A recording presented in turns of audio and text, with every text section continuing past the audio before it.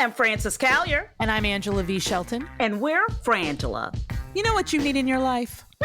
The Final Word podcast. Yes, you do. That's right. It is the final word on all things political and pop cultural. Where we make real news real funny. Where we inspire you so you can #resist. Subscribe and get a new episode of the Final Word podcast each week. It's the news we think you need to hear. That's right. We think you need to hear it. Okay? Yeah, it's what we say so. That's right. And because all we do is give, every Thursday you can listen to our hysterical podcast, Idiot of the Week. We round up the stupid because you know what? Somebody has to. Okay. All we do is give.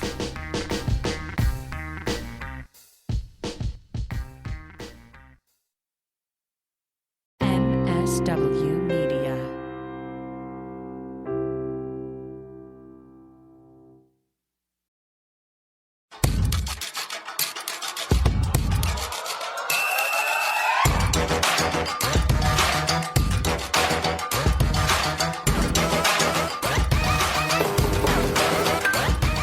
Welcome to Feminist Buzzkills Live, the show that was as excited as usual to see this year's Super Bowl halftime satanic ritual. And Rihanna did not disappoint. It's like Rosemary's Baby with Rihanna. Music, yes. Very exciting. I'm Liz Winstead, and as always, I'm joined by my co-host, Joyelle Nicole. Hello, and Marie Khan is back. Yes, and I can talk without coughing. Coming up on today's show, we get to chat with comedian and activist Joyelle Nicole Johnson and are joined by Uduak Nkanga from the Afia Center. But first, how's the last week been? Oh my gosh. It was quite a week. It was quite a week. I'm excited because I got to do the Daily Show on Monday, and we got a shit ton of new podcast subscribers. And so for those of you who saw the episode, I wanted to tell you what I didn't get a chance to talk about because everyone was talking about it. Then we didn't get a chance to talk about it, which is this very terrifying Texas judge who is going to rule on one of the crucial parts of medication abortion, mifepristone, because some quacks, a quack group of advocates for the unborn who are vaguely associated to medical things around the unborn, filed a lawsuit in Amarillo, Texas, solely for the purpose of getting this one particular creepy ass judge. They really picked their judge. Yeah. They picked their judge, and they picked their judge because they knew this judge would rule to say that the FDA, I'm paraphrasing, didn't put any thought into approving mifepristone 23 years ago, and that it was a reckless decision and it's dangerous. The wild part is that even if it was, it's been 20 plus years.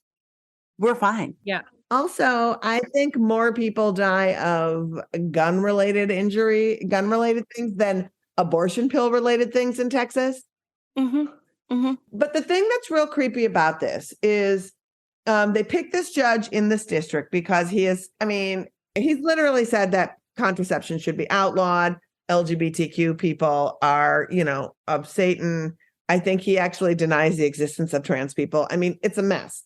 But also, they know that this ruling will immediately be appealed. And the court that he is in is the Fifth Circuit Court, which is the most conservative court in America and has upheld every shitbag abortion law ever. And then the only respite we have is the current Supreme Court. Oh, we can trust them. We can fully trust them to make reasonable, measured decisions on abortion. It's pretty scary, and it's really important that y'all pay attention to what's happening here because they are coming up with any kind of way that they can do it. And if you just want to be mad at Josh Hawley even further, Josh Hawley's wife is the lead attorney for the anti-abortion people. And that got my goat. So then I was like, okay, who are these people?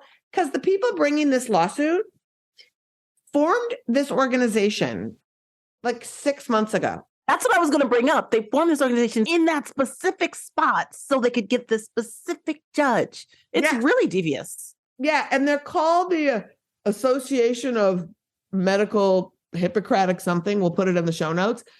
But if you scroll down to the bottom, it lists the organizations. So I went to every single one of those organizations' websites.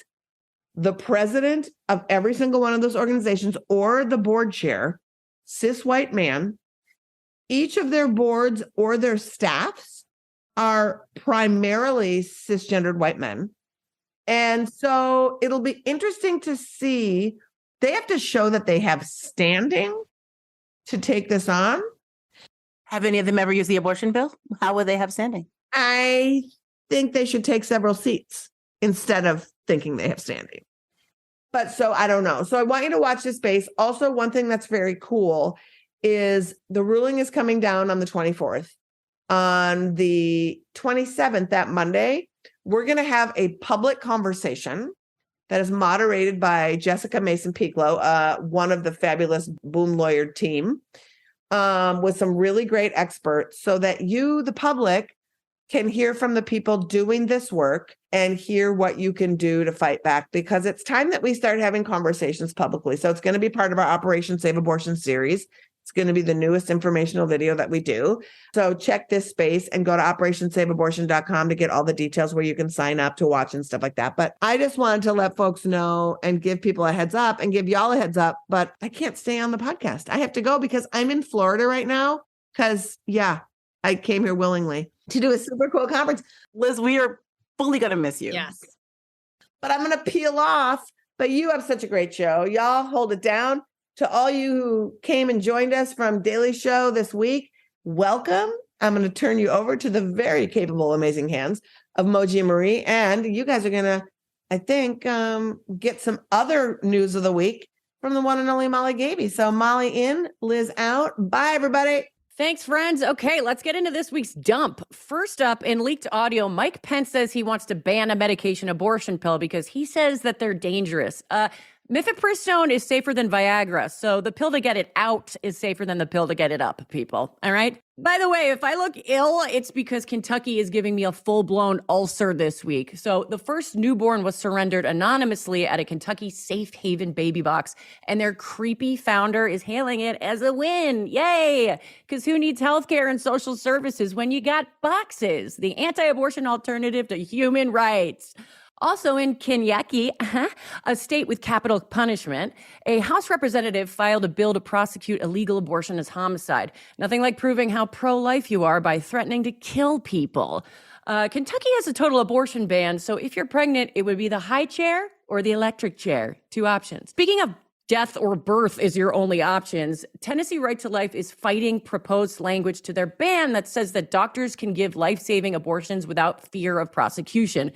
They don't trust doctors to be objective in life or death emergencies. So their pie in the sky is you bleeding out while a doctor gets a second opinion on whether you're going to die or not.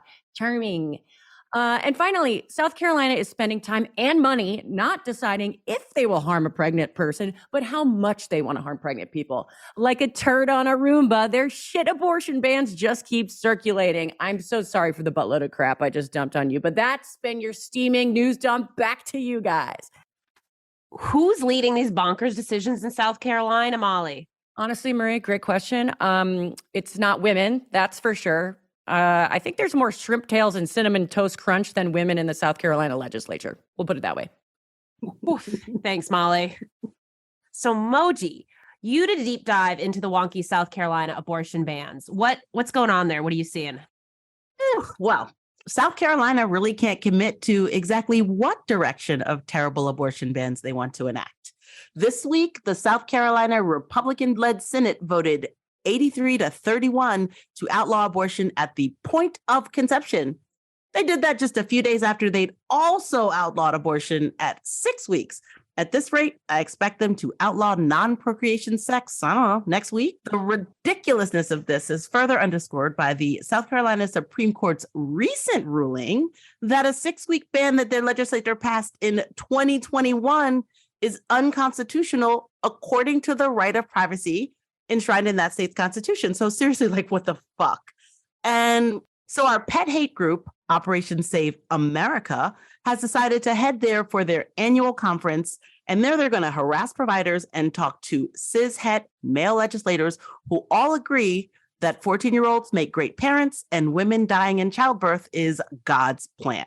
Seriously, I have no idea what the fuck South Carolina's up to. And it's interesting, just Marie, to sort of talk about this OSA thing, right? Which is an aside. The Associate National Director, Matt Brock, has basically claimed that OSA's fingerprints, that's what Operation Save America uses, that's how we abbreviate it, are all over the South Carolina bill because it's one of those equal protection bills, which I went on a little deep dive about. And these are basically bills that they and advocates like them kind of circulate around friendly legislatures that declare all abortions illegal, period.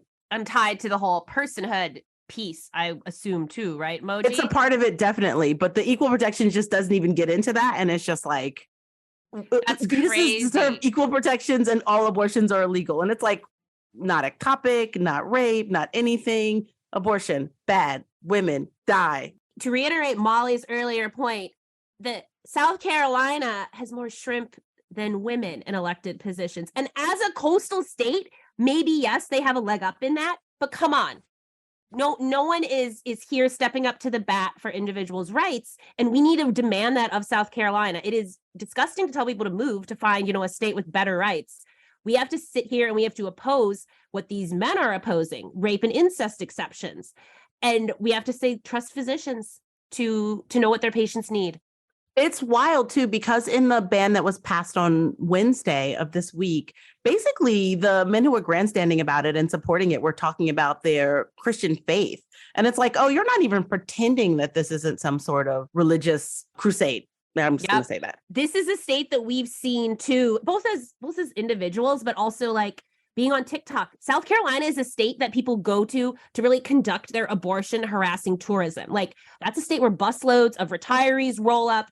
Whereas, they could be going to Hilton Head, but no, you're instead over here to harass pregnant people while you got your kids and your grandkids, your church community showing up. So we need to show up and be there. And I know, Moji, you mentioned that AAF, Abortion Access Front, is going to be heading over to combat OSA, right? Yeah, OSA is going to be there, and they routinely, there's like one indie clinic there, and they routinely harass them. And I think that to even harass them, it's like they go through extraordinary measures. They have to like climb up a ladder and then like stand on it and like yell over the fence. And there's a fake clinic right next to it. As we know, fake clinics love to set themselves up right next to real clinics, places that provide real reproductive health services. But AAF team members and some associates are going to go down and shut this bullshit down. And we will be posting all of our good trouble there on our socials. So you should follow @AbortionFront if you want to see what goes down next week. Yeah. Also, Marie, last week, the FACE Act delivered good news and rage-inducing news. Walk us through it. Yes, Moji. So the Freedom of Access to Clinic Entrances Act, it was created in 1994. And this was in response to a Florida situation where 2 abortion providers and their staff were murdered in front of their clinics. An act that in the last 30 years, as clinic violence has increased, AAF, we've talked about this act hasn't gotten a lot of protected use by the parties it's actually intended for. And what we actually have seen happen in a sick but unsurprising twist is the successful appropriation by the anti-choice communities of claiming that FACE protects their own fake clinics. And we're watching this play out, ironically, again in Florida, where 2 folks suspected of spray painting on a fake clinic, vandalism, they're facing 12 years. Now, simultaneous to that, a clinic arsonist in Michigan that confessed they have it all, he got 5 years and has to pay a little over $32,000 in fines so far. For burning down a clinic? Yeah. For burning down a real health center. Whereas this is particularly maddening to me because we talked about this before, but Becerra, when he was the Attorney General of California, basically took fake clinics to task. And their argument was that they are not a real clinic. And this is really them both having their cake and eating it too. Yep. You get the protections of a real clinic without any of the oversight or any of the regulations or any of the things that basically make healthcare safe, none of the HIPAA protections. But instead, when someone does something benign like defacing, they weaponize this FACE Act that is there to protect real clinics to essentially find loopholes to attack people who don't agree with them. It's really fucked up. Yes. In the last 30 years, there's only been about 100 cases against people who made threats on abortion clinic workers. Arson is a common tactic people use, shooting attacks, physical blockades, all of these things occur. And only a handful of those instances have actually gotten to utilize FACE as a tool. And I think we should also acknowledge how this legislation sprang from very targeted violence, murder of medical providers, which are real people, real human beings that died. But when the other side has mild vandalism occur, that's when the alarms get sounded. This current House, remember, they go on about inflation. They go on about whatever they want to do for people. They finally pick a speaker after 40 days and 40 nights. And then the first thing they do is say that fake clinics get face protections. Like, look at Moji out there pretending you understand Lent better than the rest of us. Yeah, property over people. This is on brand. On brand. Oh, all right. Well, folks, as a reminder, these stories will be in the show notes. And as always, the most up-to-the-minute resource on accessing abortion care and funding for your care is ineedana.com. And now it's time for our first podcast this week. Moji! Oh my God, I am so excited to welcome political content creator, former Texas state candidate, author, and policy associate at the Afia Center in Texas, Uduak Nkanga. Uduak, thank you for joining us on the pod. Welcome. Thank you for having me. We are pretty excited to have you on the pod, actually. Super excited. Loved reading about you. Can you tell our listeners about the work that the Afia Center does? So my name is Uduak Nkanga. I work on policy on behalf of the Afia Center. So we are currently the first and only Black-led RJ Center in North Texas. Essentially what we do at the Afia Center, we prioritize transforming the lives of Black women and girls in North Texas. Although we are nationally recognized, we are based in Dallas, specifically South Oak Cliff area. And yeah, that's pretty much what we do as a whole. It's just prioritizing policy, community outreach, everything that kind of like involves Black women and girls. How do you do this work in Texas? That's a good question. So with Texas being Texas, as you know, there is a lot of obstacles in front of us, but something that we really make sure to prioritize is community outreach, knocking on doors, talking to the community, knowing what they need, knowing their wants, and going back to policymakers and making sure we're establishing that relationship, being the middle ground between community and policymakers, essentially just to make sure that we are providing the community with what their needs are and being that voice that's needed. I'm really glad that you brought up reproductive justice in particular as being the framework that you all operate from, because that is a distinction of what many of the organizations are that get attention, that get funding, get mentioned in the media. And I wondered if you could specifically also talk about how reproductive justice informs both the work of the Afia Center and also the work that you do specifically, because you are pretty awesome yourself. Yeah, pretty badass. We can see this like intersectional RJ component to you, and we wondered if you could talk about it. Yeah, so a key thing when it comes to reproductive justice, a lot of people automatically think of the right to bodily autonomy. What people fail to realize is reproductive justice is the framework. So reproductive justice, we believe, should be given at birth all the way until you die. So that includes right to clean water, right to clean environment, right to livable wages, right to affordable healthcare, and so forth. So what we do is we not only prioritize, but we make sure that our key priorities coming into specifically this legislative session is around the reproductive justice framework. We already came out with our most recent campaign, I Am an RJ Voter, and that pretty much breaks down what it actually means to be a reproductive justice, not only voter, but a supporter. So we were pumped when reading about the Afia Center to hear about the Advocacy Week.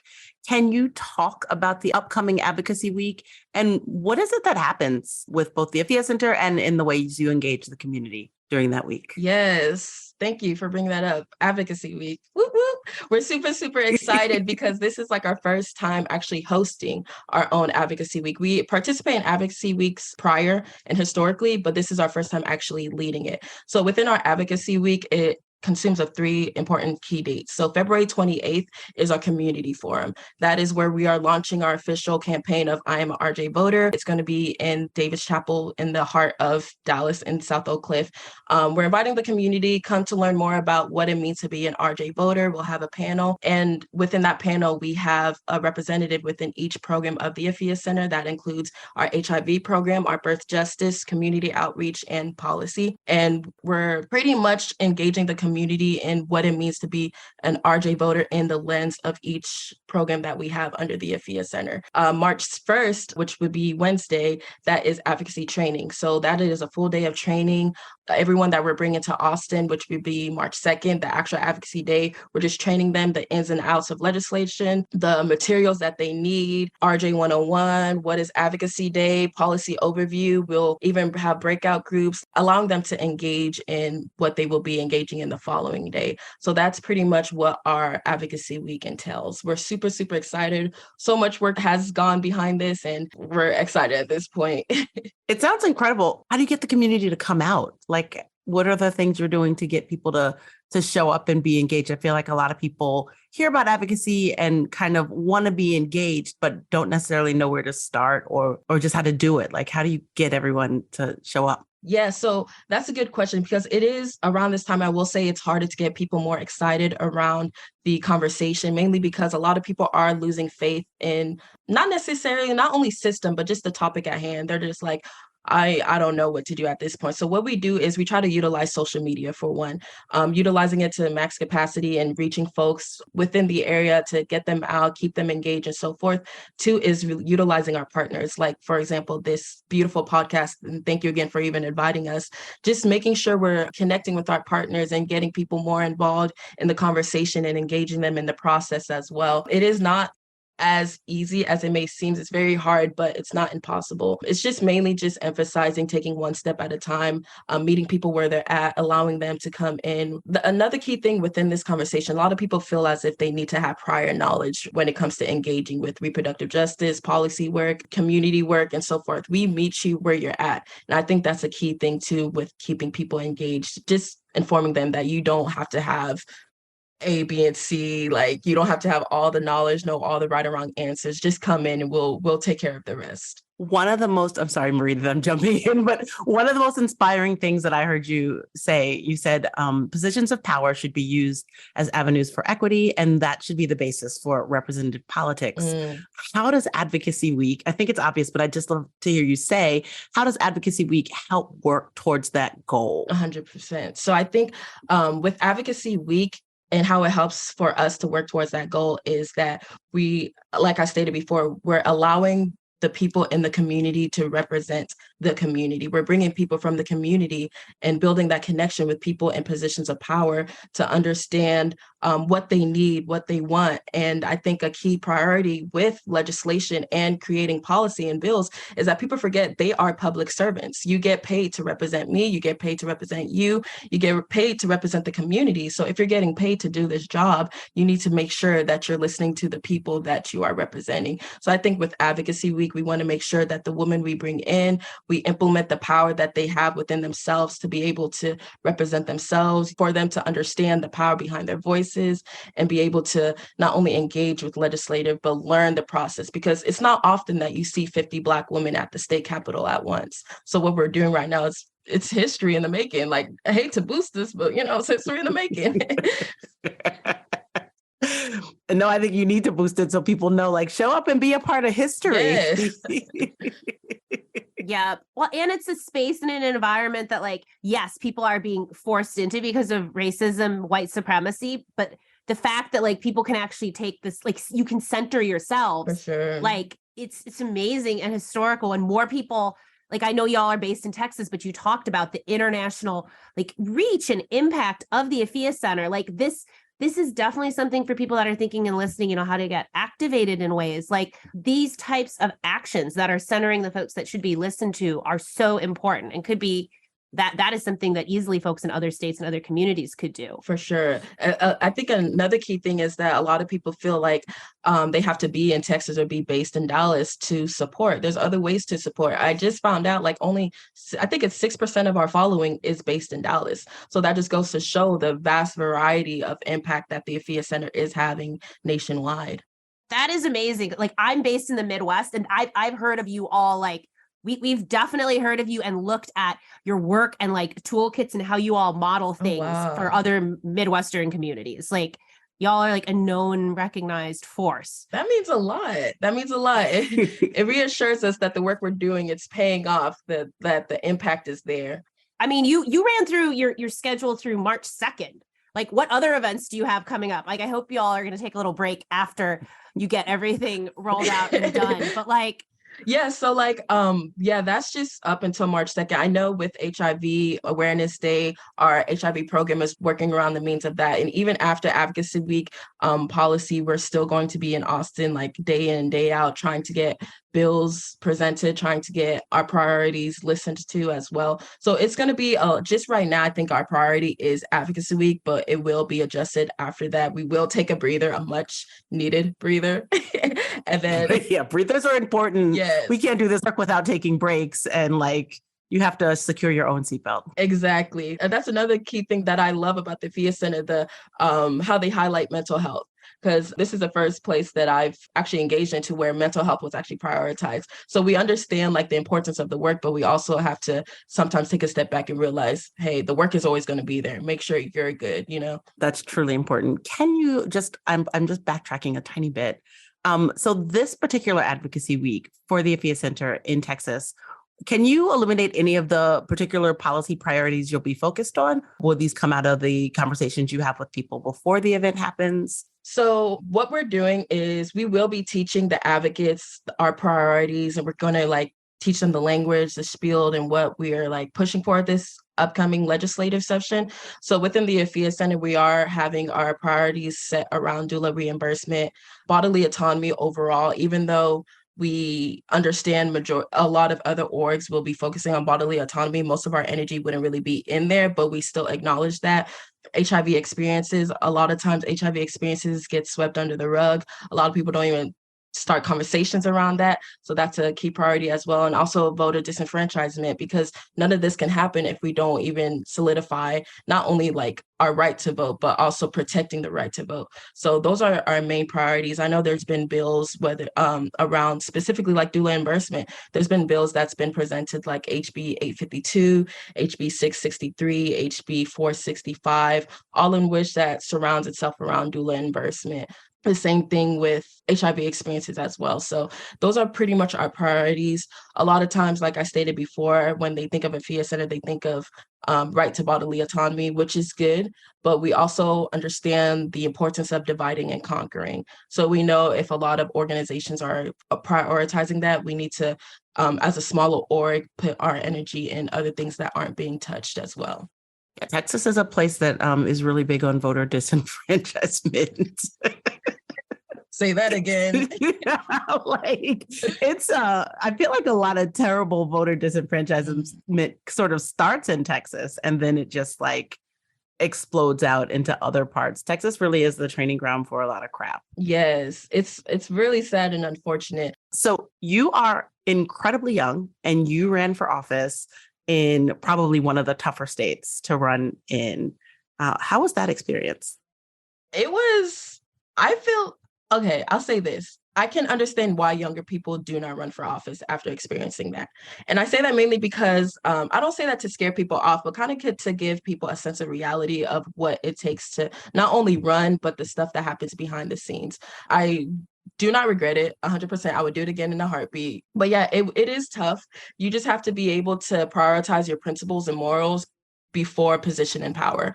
What people think running is, the challenges, the hardships, it's everything plus more.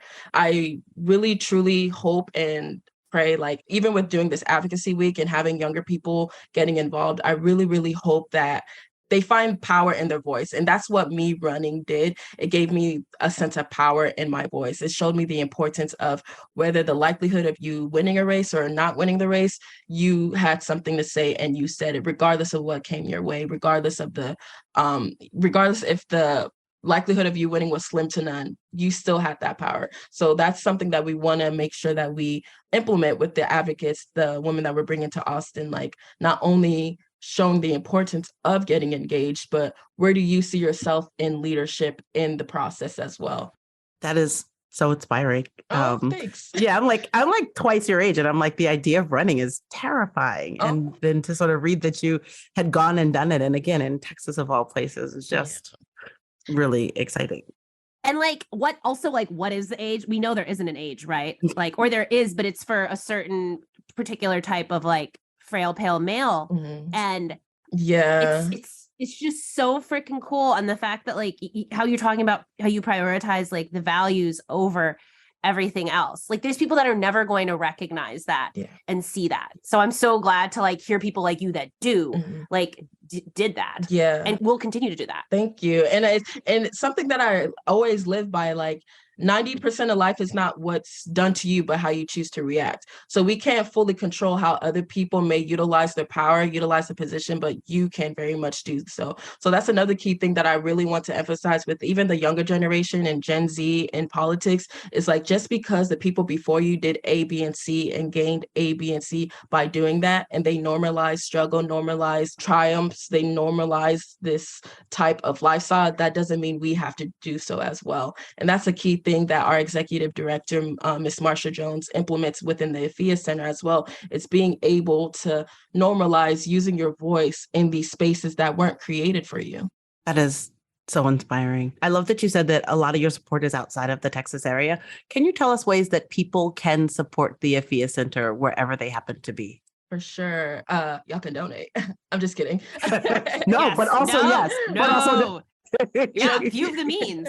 No, joking but serious, because a lot of times people overlook smaller organizations, not throwing shade or anything to the bigger ones, because the bigger ones are just as important because they donate as well. But it's just like these smaller organizations like the AFIA Center and being Black-led, they tend to be overlooked. So we do have to have funding in order to continue to do the work that we do. So donating at theafiacenter.org will 100% be appreciated, whether it's $1, whether it's 10, whether it's $10,000. You know, we all we appreciate anything, even aside from donating, but just supporting us on social media. A key thing, especially with this day and age, people underestimate the power in social media.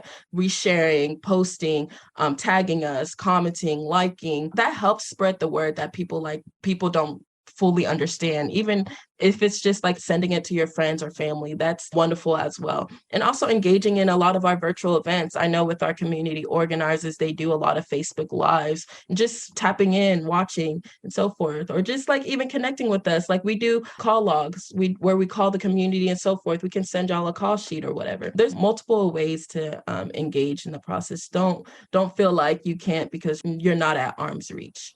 That is amazing. Thank you so much, Uduak, for joining us today. Period. Thank y'all so much for having me. Uduak, thank you. This was really inspiring. Oh, thank you. Thank you. The AFIA Center's official advocacy week begins Tuesday, February 28th, and culminates on March 2nd in taking 50 Black women to the Texas State Capitol for a day of advocacy. You can follow them at the AFIA Center on all the socials for updates and ways to support their work. And now it's about that time we hear from one of our devoted non-sponsors.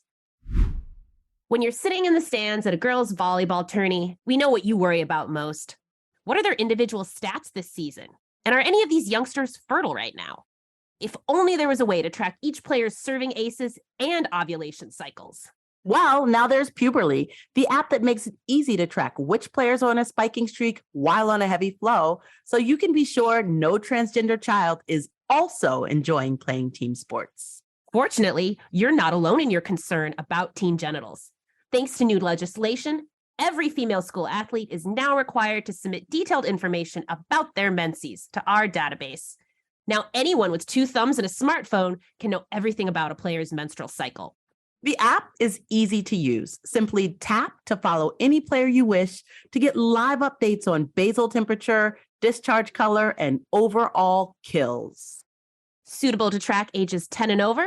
Sign your school up for Puberly today. Use coupon code GOVERNMENTOverreach for 20% off. Puberly, never miss a drop. That is horrifying. Can you imagine? I sadly can, I think now. Yeah, Which is, no. It's the things you think you need to worry about when you're a young person in comparison to things you actually need to. Just God. Well, I am so excited to pivot from that and welcome our next guest, comedian, writer, and Abortion Access Front OG and a board member, Joyelle Nicole Johnson. Welcome, Joyelle. Welcome, Joyelle. So good to see you. Oh, so good to see both of you. We all look so very moisturized. We like to keep it a little moisturized here at AAF. Yay. Oh, I'm especially excited you're here because Moji and I, we like to remind everyone listening that we got to be at the taping of Lovejoy. We did. Oh my gosh. Yes, you guys were there and holding it down and birthday party afterwards. And Yes. True Blues. Y'all made it in some pictures too, some very, very cute pictures going in and out. So it's a good crew. It was so much fun. And your comedy special, it's also now been recently nominated for a Critics' Choice Award, available on Peacock. How has it been, this fame wave that you've been riding? Are people recognizing you? Like, Are you safe in Starbucks? I'm so safe right now. My favorite thing is people have been recognizing my voice from the radio because I do this Sirius XM show often, and I was at like the African American parade or something on Fulton Street, and I was talking to the lady, and she was like, "Wait a minute, are you on the radio?" And I was like, "Oh yes." You would be listening to the Very Black show. We are in a very black moment. So so that's why I've been recognized for my voice. What show is this? Yeah, which show? Oh, Urban View, Karen Hunter and Clay Kane. So Urban View's channel 126 on Sirius, and it's Talk That Empowers, and they just talk about a whole bunch of bliggity black stuff. We do black trivia, like Black History Month, all that stuff. Black History Month's every day. Every day is Kwanzaa. I was going to say, so this month, you just talk in February? What are you saying? We just talk in February. Hooji Chakalia, you know what I'm saying? So also, just while we're doing the Joyelle accolades list, you got a Writers Guild Award nomination for The Pause with Sam J on HBO Max. Come on, tell us about this show too. Like, we know you're a stand-up comic, but what is this writing room shit you're doing? Like, is that an easy transition? Is that an easy? It's really not, because the thing about writer's room is you got to not be scared to pitch. And I realized, oh, wow, I'm scared to pitch. Like, it's always a new level of things to be nervous about. It's not as if the stage wasn't scary enough. Then I'm like, oh, wait a minute. This is just 8 other comedians, and comedians are mean.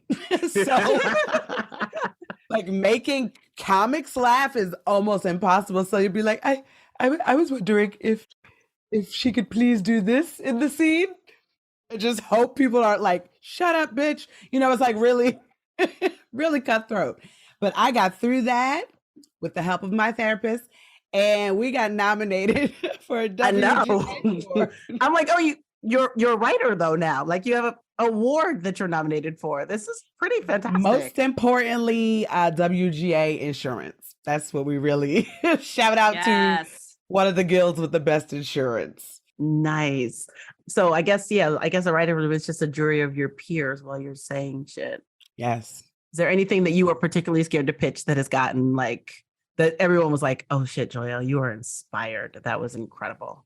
I don't remember, because it was like, once you got into the groove of it, it was a 13-week room. And like the first week was like when you're real nervous, but then everybody starts to get into a groove and you're pitching stuff back and forth. So I think it was just a lot of laughter. I just remember a whole lot of laughter specifically. Not any of the specific pitches that I had, but I was just like running through it. And it's my kind of humor, you know, we just being silly. We're just grown, silly adults. So not only are you a writer, you were just in Hustler magazine in October. And we love, so y'all, like, again, this is a situation. Read it for the content and the pictures. Like, Yes. you talk about abortion. Hey, how did that happen? Like, how did you manifest this? Okay, this is a hilarious story. So in the writer's room, perfect transition, there was another woman named Teresa Lowe. Teresa is from Taiwan. Shout out to Taiwan. That's my man. Is half Taiwanese. We lean into that part. Yes. And so Teresa used to work for a magazine about buttholes. What? Like, there was a magazine dedicated to booty holes, and we found that out in the writer's room, and that's why everybody was like, "Wait, what are you talking about? You worked? What is it? How much writing is there to write about?" Listen, she said they were writing like fantasy stories and like all these types of things, articles, research, you know. And so she transitioned from Butthole magazine to Pause with Sam J. And then from there, as you do, that is a natural chain of events. And then you go to Hustler and you adjunct write for them, like Sex and the City, like Carrie, just writing. So she was like, "Hey, I'm doing this abortion thing for Hustler. You want to talk about your abortion?" I said, "Bitch, yes." And then they asked me for pictures. And so I don't know what happened. I'm disorganized. I don't answer my emails. Jen knows what I'm talking about. So she was like, "All right, get the pictures in." And the pictures that they wanted to use, I couldn't get like the clearance for. So they put that picture in on the red carpet of POTUS, the Broadway play. I was invited to the opening night of that. So it's like the back of me, I'm in a mouth that is crushing the White House.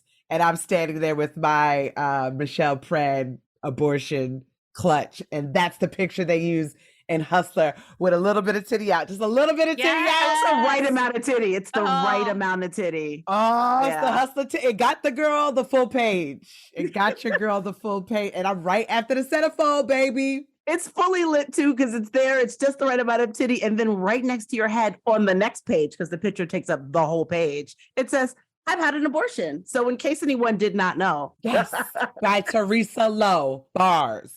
So that is, and it's me, Margaret Cho, Megan Gailey, who was also in the writer's room with us. And yeah, it was Danielle Perez. So the four of us. And we looking real cute, but your girl's the only one that got the phone. Yes. I love y'all. I love all those people. So I have never worked in a Butthole magazine or Hustlers, but if I did, you would be the person that I asked to talk about abortion, because you are not only on the board of AAF, you are what we like to call in the biz / the office, the anti-abortion protest whisperer. What's your secret? Oh, I love that. I love that title. Yeah, it's going to prepare me because I think I have like some new jobs coming up where I'm going to have to talk to people in the streets. So this is the preparation for that. And I realized you got to be able to talk to these people with a straight face. Don't lose your temper, you know, and all you have to do is ask questions. All you have to do is ask questions and they are going to say something crazy. That is all you have to do. So I cut my teeth with that with Abortion Access Front so happily. I love it. You're so good at it. I feel like every fun time I have protesting, usually you are right there heckling them hilariously with a straight face. I like to heckle. I also like to be like, where are your kids? And why aren't you with them right now? Since you talk about people having babies. One dude had like 7 kids. I was like, oh, well, you here? See, your wife home with the 7? Okay, sir. Literally, once you hit a certain number, no, you should never get to be alone. Like you have helped and that number is 1, just so you know. That number is 1. Yeah. Moji is the only parent here right now. It's like this is when you start sharing responsibility at 1, and you don't go out and heckle pregnant people in front of a building. Yeah. Yeah. And I'm a true believer that parents shouldn't outnumber themselves. It's like 2 people, 2 kids. That's it. Oh. My youngest sibling has 4 children, and I remember I was at one point I was like, "When did you join a cult? What is happening? Who has 4 children in the tri-state area?" who can afford it? That sounds exhausting. I need to take a nap after you just told me that. I will say they're killing it, but whew. Good for them. I love that for them. You have been on tour with AF, pretty much literally every freaking tour we've done. And again, that's probably why you're on our board, beyond your like excellence and et cetera. You have any memorable memories of touring with AF besides the incredible protesting? Obviously, we do. I honestly can just be sentimental about going to the clinics and doing the volunteer work. I really enjoyed that so much, like painting a fence, something that's just such a simple thing. You know, you paint a fence, nobody's thinking that's going to affect anyone's life. And you just realize these clinics can't get people to come paint their fences. Right. They obviously can't get professionals if they are getting Joyelle Johnson to do it. But listen, I painted the hell out of a fence. You know, in the rain, we were digging plants in the rain. I forget what city that was. It was one of them red cities.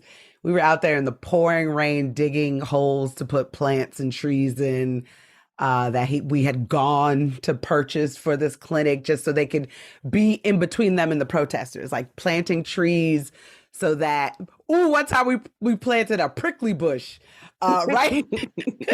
Right outside. An aggressive plant. Just like a little prickly bush right outside where the legal limit for the protesters to stand was. That was fun for me. I might have chose it. That's on brand. Yes. What is bringing you joy these days? And we mean this question seriously because like stuff has been hard for everybody. But you just said Valentine's Day. You referenced having a great partner. Yeah, what's making Joyelle happy? Nothing to do with him, but no, I'm kidding. I love him so much. We also love him too. He's great. He's great. He's great. But this is your man appreciation team, just so you know. Oh yes, he just got a plant delivered today, and that was like my bouquet of flowers because he knows I'm more of a plant person than a flowers person. So I got my Valentine flower plant, and it's an easy plant, so you know I won't kill it. So that's making me happy. We got 2 plants in the house now. Those are my babies. And I just purchased from the Andre Leon Talley Christie's auction. I just got a bag with his initials on it. It's bright red, and it is going to be displayed in my house just to think of, you know, luxury. So I have an Andre Leon Talley bag that I just purchased today. I bid on the Keith Haring plates, and I got outbid really quickly. I really love that emoji. You were involved in Black history. You were involved in Black history. Yeah, I got outbid in 5 minutes. Oh, did you see the live auction? I did not see the live auction. My friend was tracking it for me. She was like, the bid is now. And I was like, I hope the person who gets them enjoys them. The live auction was one of the most stressful experiences of my life because things were going in that when, you know, you set your limit and when it goes right outside your limit, you're like, like I can go a little bit. Yeah. If I had just added 500 more, like it's so crazy. That's how auctions work. It's terrifying. It's terrifying. That was my first Christie's auction, and I went to go see it in person as well. I went to go see the items beforehand. Bringing me joy. Walked in, it was just so many beautiful, colorful, colored people in colorful clothes. Like it was so gorgeous, just gays and straights and everything in between. And everyone's just like gasping and clutching their pearls at all of this. We walk into one of the rooms, it's just Black cloaks and trade length freaking robes. And and there was one Tom Ford cloak in the middle of the room. And me and my friend just stood there and started Jean Grey. It was me and Jean Grey went together. And we just stood here a few weeks ago. Yeah. I just went and we were just like holding each other and sobbing and she goes, he's in there. He's in there right now. I curtsied to it. It was a lot. It was a lot. So that, like the past couple of days, this auction has had a chokehold on me. Thankfully, I'm so happy that I could have, you know, a piece of history and I love that for you. Black excellence. I'm marching to your house in the near future to stare at that bag and possibly lick it inappropriately. Yes. With your permission, of course. Yes. People were touching the things in there, just walking up to stuff, touching it. That was very angering. That's amazing. We went from buttholes to Audrey Christy. Yes.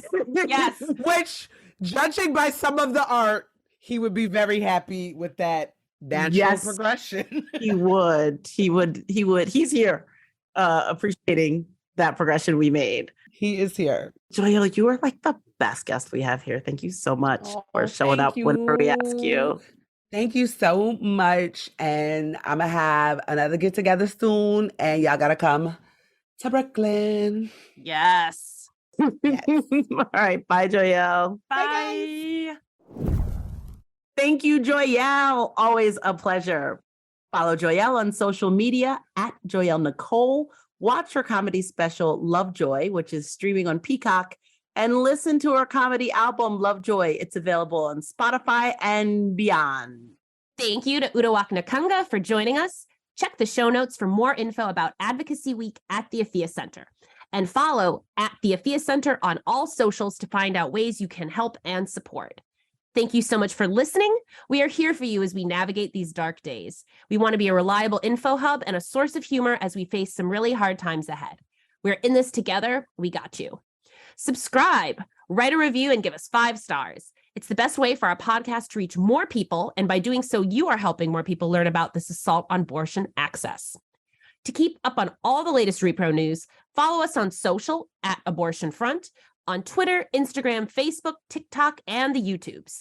FBK Live is edited by Remy Detournay and is produced by Abortion Access Front. Looking for where you might fit in to do some abortion activism? Look no further than our 5-part training series, Operation Save Abortion, not to be confused with Operation Save America. It's available in video and podcast form. Gather friends, watch or listen together, and follow the activity guide for a full experience. Details on the series are at operationsaveabortion.com. And make sure you check out the activist calendar as well, which is chock full of local and national actions and educational opportunities. Looking for some action, like to be part of the solution action? Abortion Access Front is hosting a webinar on the medication abortion lawsuit that could make abortion even more inaccessible, no matter what state you live in. Join us on Monday, February 27th at 6:30 p.m. Eastern. Sign up at aafront.org/Miffy. Are you in Los Angeles, February 23rd? Get tickets to Roe v. Wade at the Lodge Room. Helen Hong puts a lineup of the funniest cishet dudes who give a fuck about abortion to work raising money for abortion. Get your tickets at aafront.org/Roe v. Wade. And we're dark next week, but make sure to tune in on March 3rd for our special Roe v. Wade episode, where Liz will talk to these guys about why they support abortion. And lastly, join our Patreon. You'll support great content and get cool FBK merch and experiences. All pledges support this pod and all our activism at Abortion Access Front. Pledge at patreon.com/Feminist Buzzkills. We leave you with Garbage Pail Kid left out in the sun too long, Tucker Carlson, out here showing his whole ass while losing his mind over a lapel pin? Now, let's set aside the politics and ask an honest question. Who loves abortion? Honestly, who loves abortion? Maybe you think abortion should be legal, but do you love abortion? Do you think abortion is a wonderful, affirming act you feel so proud of? You brag about it with jewelry? If you feel that way, you should know that you are not defending a medical procedure. You wouldn't say that about an appendectomy. No. You are promoting an ancient religious rite called human sacrifice. Feminist Buzzkills Live, the podcast from Abortion Access Front. When BS is poppin', we pop off. New episodes drop Friday. If you want to support our podcast and all the work of Abortion Access Front, like, subscribe, and join our Patreon at patreon.com/feministbuzzkills.